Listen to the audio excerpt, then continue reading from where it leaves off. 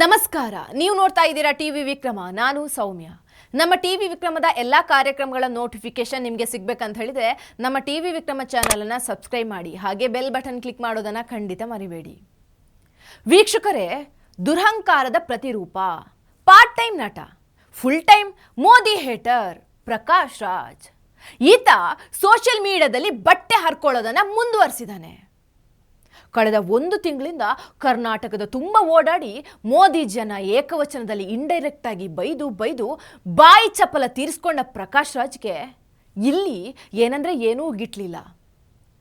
ಅವನ ನಿರ್ದಿಗಂತಕ್ಕೆ ಒಂದಿಷ್ಟು ಗಂಜಿ ಹಣ ಸಿಕ್ತು, ಆ ವಿಷಯ ಬಿಡಿ. ಆದರೆ ಮೋದಿಜಿ ಬಗ್ಗೆ ಇರೋ ಒಳ್ಳೆ ಅಭಿಪ್ರಾಯವನ್ನ ಬದಲಿಸೋದಕ್ಕೆ ಅವನಿಂದ ಸಾಧ್ಯವೇ ಆಗಲಿಲ್ಲ. ಅದರ ಬದಲಿಗೆ ತನಗಿದ್ದ ಅಲ್ಪ ಸ್ವಲ್ಪ ಮಾನ ಮರ್ಯಾದೆಯನ್ನು ಕೂಡ ಕಳ್ಕೊಂಡ. ಇನ್ನು ಯೂಟ್ಯೂಬ್ ಚಾನೆಲ್ಗಳಿಗೆ ಬಂದು ಮರ್ಯಾದೆ ತೆಗೆಸ್ಕೊಂಡ. ಖಾಸಗಿ ಚಾನೆಲ್ಗಳಲ್ಲೂ ಹೋಗಿ ಅಂಗೈ ತೋರಿಸಿ ಅವಲಕ್ಷಣ ಹೇಳಿಸ್ಕೊಂಡ. ಸುವರ್ಣ ವಾಹಿನಿ ಅಂತೂ ಈ ಪ್ರಕಾಶ್ ರಾಜ ಎಂಥ ಖಾಲಿ ಮಡಿಕೆ ಅನ್ನೋದನ್ನ ಬಟಾ ಬಯಲ್ ಮಾಡಿಬಿಡ್ತು. ನನ್ನ ಪ್ರಶ್ನೆ ಏನಂದ್ರೆ, ನೀವೇನು ಬಿಂಬಿಸ್ಲಿಕ್ಕೆ ಹೊಟ್ಟಿದ್ದೀರಾ ಅಂಬೇಡ್ಕರ್ ಮತ್ತೆ ಪೆರಿಯಾರ ಸಿದ್ಧಾಂತ ಒಂದೇ ಅಂತ?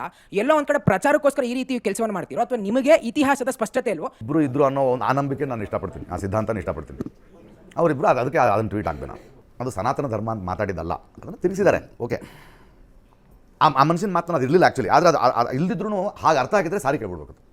ಅದನ್ನು ನಾನು ಹೇಳಿದೆ. ಅಂದರೆ ನಾವಿಲ್ಲಿ ನಾನು ಹೇಳ್ತೀನಿ, ಬುದ್ಧಿವಂತರಾಗೋದು ಬೇಡ, ಮನಸ್ಸಿನ ಮಾತು ಮಾತಾಡ್ಕೊಳ್ಳೋಣ. 1970s ನನಗೆ ಗೊತ್ತು, ನನ್ನ ಹಿಸ್ಟ್ರಿ ಗೊತ್ತು, ಬೇಡ. ಅವ್ನು ನನ್ನ ಪೆದ್ದ ಏನಪ್ಪ ಈಗ ನಿಮ್ಮ ಕತೆ? ಓಕೆ, ಏನಯ್ಯ ನಾನು ಪೆದ್ದ, ಸ್ವಲ್ಪ ಇತಿಹಾಸ ಗೊತ್ತಿಲ್ಲ, ಮಾತಾಡ್ತೀನಿ, ಏನು ಮಾಡ್ತೀಯಾ?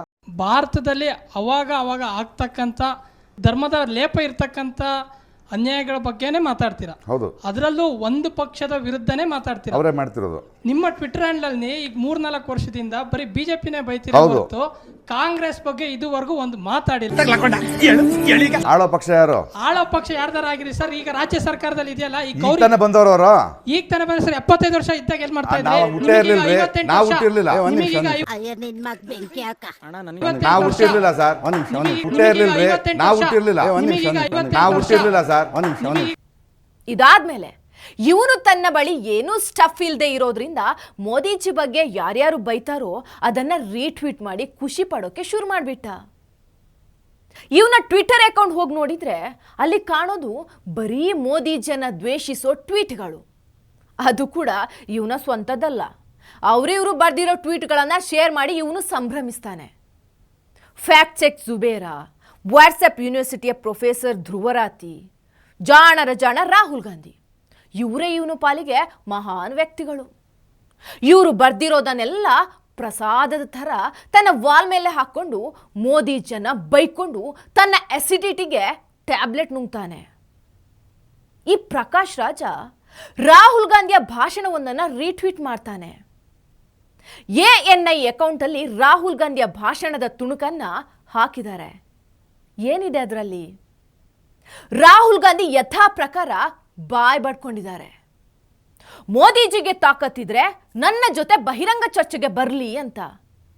ಜರ್ನಲಿಸ್ಟ್ಗಳಿಗೆ ಇಂಟರ್ವ್ಯೂ ಕೊಡೋದಲ್ಲ, ನನ್ನೆದುರು ಕೂತು ಮಾತಾಡಲಿ, ಅವರ ಗ್ರಾಚಾರ ಬಿಡಿಸ್ತೀನಿ ಅಂತ ಉತ್ತರ ಕುಮಾರನ ತರಹ ಪೌರುಷ ತೋರಿಸಿದ್ದಾನೆ ರಾಹುಲ್. ಅದನ್ನ ಏನೋ ಶತಮಾನದ ಸವಾಲು ಅನ್ನೋ ರೀತಿಯಲ್ಲಿ ಈ ಪ್ರಕಾಶ್ ರಾಜ ರೀಟ್ವೀಟ್ ಮಾಡಿದ್ದಾನೆ. ವೀಕ್ಷಕರೇ, ನೀವು ಆ ವಿಡಿಯೋ ಒಮ್ಮೆ ನೋಡ್ಕೊಂಡು ಬನ್ನಿ. 2-3 इंटेलेक्चुअल्स ने, पत्रकारों ने मुझे चिट्ठी लिखी, पब्लिक अनाउंसमेंट किया और नरेंद्र मोदी जी को चिट्ठी लिखी और कहा कि नरेंद्र मोदी जी, लोकतंत्र में डिबेट होना चाहिए, डिबेट जरूरी है, आपको राहुल गांधी के साथ डिबेट करना चाहिए. जो आपके विचार हैं आप रखिए और जो राहुल गांधी के विचार हैं वो भी रखेगा. सही बात है ना? मैं तैयार हूं कहीं भी किसी टाइम भी नरेंद्र मोदी डिबेट करें मेरे साथ. आपको क्या लगता है नरेंद्र मोदी डिबेट करने आएंगे? नहीं आ सकते हैं, क्योंकि मैं आपको बताता हूं क्या होगा. सीधी सी बात है, नरेंद्र मोदी जी आएंगे, पहला सवाल पहला सवाल मैं उनसे पूछूंगा, नरेंद्र मोदी जी, आप मुझे बताइए, ये अदानी जी जो हैं, इनका आपके साथ क्या रिश्ता है? हिंदुस्तान में आपने इनको एयरपोर्ट दिए, पोर्ट्स दिए, इंफ्रास्ट्रक्चर दिया, डिफेंस इंडस्ट्री आपने इनको दे दी, अग्निवीर आपने इनके लिए किया, जवानों से शहीदों का हक खींचीना। तो सबसे पहले मुझे बताइए, ये अदानी और आपका रिश्ता क्या है? पहली बार वहीं फंस जाएंगे। उसके बाद मैं इनसे पूछूंगा, भैया आपने ये जो इलेक्टोरल बॉन्ड्स का धंधा जो चलाया है, हफ्तेबाजी जो की है, जिसमें आप किसी को कॉन्ट्रैक्ट देते हो और कुछ ही दिन बाद वो उस कॉन्ट्रैक्ट के लिए आपको बीजेपी को पैसा देता है, या फिर सीबीआई ईडी आप उस पर डाल देते हो और फिर उसके बाद वो आपको पैसे देते हैं और फिर सीबीआई का केस, ईडी का केस खत्म हो जाता है। तो ये इलेक्टोरल बॉन्ड्स मुझे समझा दो। इसी में नरेंद्र मोदी फंस जाएंगे, डिबेट वहीं खत्म हो जाएगी। और मैंने मतलब किसानों की बात ही शुरू नहीं की। अब आपने किसानों से छीन कर अदानी को दिया, इसके बारे में आप समझाइए। फिर उसके बाद मैं कहूंगा, नरेंद्र मोदी जी, जब कोरोना में लोग मर रहे थे, आपने देश को थाली बजाने के लिए क्यों कहा? मोबाइल फोन चलाने के लिए क्यों कहा? उसके बाद मैं पूछूंगा, मोदी जी एक बात बताइए, आपने वो जो शी जिनपिंग है उसको झूले पे झुलाया, उसको आपने समोसा खिलाया, और वो हिंदुस्तान की दिल्ली जितनी जमीन उठा के ले गया, उसकी आर्मी आज तक उसमें बैठी हुई है। ये आपने क्या किया?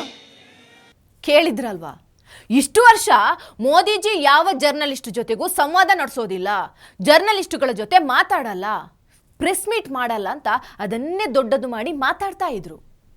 ಮೋದಿ ಸಾಲು ಸಾಲು ಇಂಟರ್ವ್ಯೂಗಳನ್ನು ಕೊಟ್ರು, ಟಫ್ ಪ್ರಶ್ನೆಗಳಿಗೆ ಉತ್ತರ ಕೊಟ್ರು, ಯಾರಿಂದ ಕೂಡ ತಪ್ಪಿಸ್ಕೊಂಡು ಓಡ್ ಹೋಗಿಲ್ಲ, ಇಂಟರ್ವ್ಯೂ ಮಧ್ಯ ಬ್ಲ್ಯಾಂಕ್ ಆಗಿ ಕೂರ್ಲಿಲ್ಲ, ಜರ್ನಲಿಸ್ಟ್ ಮೇಲೆ ರೇಗಾಡಿಲ್ಲ, ಜನರ ಎದುರು ನಗೆಪಾಟಲಿಕೆಗೆ ಈಡಾಗ್ಲಿಲ್ಲ. ಇದು ಇವರಿಗೆಲ್ಲ ಸಿಕ್ಕಾಪಟ್ಟೆ ಉರ್ದೋಯ್ತು ನೋಡಿ. ಈಗ ಮೋದಿಜಿ ರಾಹುಲ್ ಗಾಂಧಿ ಜೊತೆ ಬಹಿರಂಗ ಚರ್ಚೆಗೆ ಬಂದು ಕೂರ್ಬೇಕಂತೆ. ಅದನ್ನ ಪ್ರಕಾಶ್ ರಾಜ ಬೇರೆ ಎಂಡೋರ್ಸ್ ಮಾಡ್ತಾ ಇದ್ದಾನೆ. ಹಲೋ, ಈ ರಾಹುಲ್ ಗಾಂಧಿ ಯಾರು? ಮೋದಿಜಿ ಯಾಕೆ ಇವನ ಜೊತೆ ಚರ್ಚೆಗೆ ಕೂರ್ಬೇಕು? ರಾಹುಲ್ ಗಾಂಧಿಯ ಏನ್ ಗೊತ್ತಿದೆ ಅಂತ ಇವನ ಜೊತೆಗೆ ಚರ್ಚೆ ಮಾಡಬೇಕು. ಇಷ್ಟು ವರ್ಷದಲ್ಲಿ ರಾಹುಲ್ ಗಾಂಧಿ ಯಾವುದಾದ್ರೂ ರಾಜ್ಯಕ್ಕೆ ಸಿಎಂ ಆಗಿದ್ದಾನಾ? ಕೇಂದ್ರದಲ್ಲಿ ಅಥವಾ ರಾಜ್ಯದಲ್ಲಿ ಯಾವುದಾದ್ರೂ ಖಾತೆ ನಿಭಾಯಿಸಿ ಅನುಭವ ಇದೆಯಾ? ಪೊಲಿಟಿಕಲ್ ಲೈಫ್ನಲ್ಲಿ ಅಪ್ಪ ಅಜ್ಜ ಹೆಸರಲ್ಲಿ ಸಂಸದ ಆಗಿದ್ ಬಿಟ್ರೆ ಬೇರೆ ಇನ್ನೇನಿದೆ ಇವನ ಬಯೋಡೇಟಾದಲ್ಲಿ? ಸಂಸದ ಪದವಿಯಿಂದ ಕೂಡ ಸಸ್ಪೆಂಡ್ ಆಗಿದ್ದ ಮಹಾಶಯ ಈತ. ಒಂದ್ಸಲ ಗೆದ್ದಲ್ಲಿ ಮತ್ತೆ ಗೆಲ್ತೀನೋ ಇಲ್ವೋ ಅನ್ನೋ ಭಯದಿಂದ ಕ್ಷೇತ್ರದಿಂದ ಕ್ಷೇತ್ರಕ್ಕೆ ಓಡುವಂಥ ಪುಕ್ಕಲ ಆಸಾಮಿ ಈತ. ಇವನ ಜೊತೆ ಮೋದಿಜಿ ಸಂವಾದ ಮಾಡಬೇಕಾ? ಜನಸಾಮಾನ್ಯರು ಕೇಳೋ ಪ್ರಶ್ನೆಗಳಿಗೆ ತಬ್ಬಿಬ್ಬಾಗಿ ಪೆದ್ದು ಪೆದ್ದು ತರಹ ಉತ್ತರ ಕೊಡೋ ರಾಹುಲ್ ಗಾಂಧಿಗೂ ಮೋದಿಜಿಗೂ ಸಂವಾದ ಅಂದ್ರೇನೆ ಇಡೀ ದೇಶ ನಕ್ಕು ಬಿಡುತ್ತೆ. ಗುದ್ದಾಡೋದಾದ್ರೆ ಗಂಧದ ಜೊತೆ ಗುದ್ದಾಡು, ಸಗಣಿ ಜೊತೆ ಗುದ್ದಾಟ ಬಿಡಿ, ಸ್ನೇಹ ಕೂಡ ಬೇಡ ಅಂತಾರೆ. ಮೋದಿಜಿ ಅವರು ಇದನ್ನೇ ಫಾಲೋ ಮಾಡ್ಕೊಂಡು ಬಂದವರು. ರಾಹುಲ್ ಗಾಂಧಿ ಜೊತೆ ಗುದ್ದಾಡೋ ದರ್ದು ಮೋದಿಜಿಗೆ ಇನ್ನೂ ಬಂದಿಲ್ಲ, ಬರೋದೂ ಇಲ್ಲ. 3 ಸಲ ಸಿಎಂ ಆಗಿ ರಾಜ್ಯ ಆಳಿದವರು, 2 ಟರ್ಮ್ ಪಿಎಂ ಆಗಿ ಇನ್ನೊಂದು ಟರ್ಮ್ ಪಿಎಂ ಆಗೋದಕ್ಕೆ ನಿಂತಿರೋರು, ಸರಿಯಾಗಿ ಸಂಸದ ಹುದ್ದೆ ನಿಭಾಯಿಸೋಕೆ ಆಗದಿರೋನ ಜೊತೆ ಸಂವಾದ ಅಂತೆ.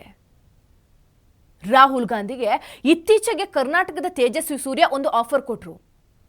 ಮೊದಲು ನೀನು ಅಮೇಥಿ ಕ್ಷೇತ್ರದ ದಲಿತ ಬಿಜೆಪಿ ಮುಖಂಡ ಅಭಿನವ್ ಜೊತೆ ಸಂವಾದಕ್ಕೆ ಕೂರು, ಅಲ್ಲಿ ಪಾಸ್ ಆದ್ರೆ ಮುಂದೆ ನೋಡೋಣ ಅಂತ. ಮೊದಲು ಆ ಸವಾಲು ಸ್ವೀಕರಿಸ್ಲಿ ರಾಹುಲ್, ನೋಡೋಣ. ರಾಹುಲ್ಗೆ ತೇಜಸ್ವಿ ಜೊತೆ ಕೂತು ಚರ್ಚೆಲಿ ಗೆಲ್ಲೋಕ್ಕಾಗತ್ತಾ? ಪ್ರತಾಪ್ ಸಿಂಹ ಜೊತೆ, ಸ್ಮೃತಿ ಇರಾನಿ ಎದುರು ಎಲೆಕ್ಷನ್ನಲ್ಲೇ ಗೆದ್ದಿಲ್ಲ, ಇನ್ ಚರ್ಚೆಲಿ ಗೆಲ್ತಾನ ಇವನು? ಹಿಮಂತ್ ಬಿಸ್ವಾ ಶರ್ಮಾ ಎದುರು ಕೂತು ಚರ್ಚೆಲಿ ಗೆಲ್ಲಬಹುದಾ? ಕನಸಲ್ಲೂ ಸಾಧ್ಯ ಇಲ್ಲ ಬಿಡಿ.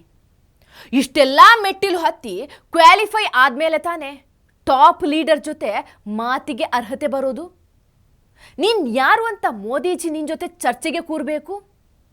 ಹೂ ಆರ್ ಯು ಮ್ಯಾನ್? ಓಕೆ, ಜ್ಞಾನದಲ್ಲಾದರೂ ಒಂದು ಲೆವೆಲ್ ಇದ್ದಿದ್ರೆ ನೀನು ಜನಸಾಮಾನ್ಯ ಆಗಿದ್ದಿದ್ರು ಮೋದಿಜಿ ನಿನ್ನ ಜೊತೆ ಚರ್ಚೆಗೆ ಕೂರ್ತಾ ಇದ್ರು. ನಿಮ್ಮ ಮೆದುಳಲ್ಲಿ ಅದೂ ಇಲ್ವಲ್ಲ. ನೀವು ಕೇಳೋ ಪ್ರಶ್ನೆಗಳಿಗೆ ಒಂದ್ಸಲ ಟ್ವಿಟರ್ ಅಥವಾ ಯೂಟ್ಯೂಬ್ ಹೊಕ್ಕು ಬಂದರೆ ರಾಶಿ ರಾಶಿ ಉತ್ತರ ಸಿಗುತ್ತೆ. ಅದನ್ನು ಮೋದಿಜಿಯಿಂದನೇ ಪಡಿಬೇಕು ಅಂತ ಏನೂ ಇಲ್ಲ. ಹೋಗಿ ಉತ್ತರ ತಗೊಳ್ಳಿ. ಎಲೆಕ್ಟ್ರಾಲ್ ಬಾಂಡ್ ಬಗ್ಗೆ ಪ್ರಶ್ನೆ ಮಾಡಿದಿರಲ್ವಾ? ಏನು ಯೋಗ್ಯತೆ ಇದೆ ನಿಮಗೆ? ಎಲೆಕ್ಟ್ರಾಲ್ ಬಾಂಡ್ ಮೂಲಕ ಕಾಂಗ್ರೆಸ್ಗೆ ಬಂದಿರೋ ಕೋಟಿಗಟ್ಟಲೆ ಹಣವನ್ನು ರಿಟರ್ನ್ ಮಾಡಿ ಆಮೇಲೆ ಈ ಪ್ರಶ್ನೆ ಕೇಳಬೇಕಲ್ವಾ? ರಾಹುಲ್ ಗಾಂಧಿ ಅವರೇ, ಪ್ರಕಾಶ್ ರಾಜ್ ಅವರೇ, ನೀವು ಕೇಳಿಸ್ಕೊಳ್ಳಿ. ಇನ್ನು ಅಗ್ನಿವೀರ್ ಬಗ್ಗೆ, ಅದಾನಿ ಬಗ್ಗೆ, ರೈತರ ಹೋರಾಟದ ಬಗ್ಗೆ, ಪ್ರತಿಯೊಂದರ ಬಗ್ಗೆ ಕೂಡ ಈಗಾಗಲೇ 1000 ಸಲ ಉತ್ತರ ಕೊಟ್ಟಾಗಿದೆ. ನಿಮ್ಮ ನಕಲಿತನಗಳು ಎಕ್ಸ್ಪೋಸ್ ಆಗಿದ್ದೂ ಆಗಿದೆ. ಕೋವಿಡ್ ಟೈಮಲ್ಲಿ ಚಪ್ಪಾಳೆ ತಟ್ಟಿದ್ದು ಯಾಕೆ ಅಂತ ಗೊತ್ತಿಲ್ವಾ? ಹಳೆ ವಿಡಿಯೋ ನೋಡ್ಕೊಂಡು ಬನ್ನಿ. ಇನ್ನೊಂದ್ಸಲ ಯಾಕೆ ಚಪ್ಪಾಳೆ ತಟ್ಟಿದ್ದು ಅಂತ ಗೊತ್ತಾಗತ್ತೆ.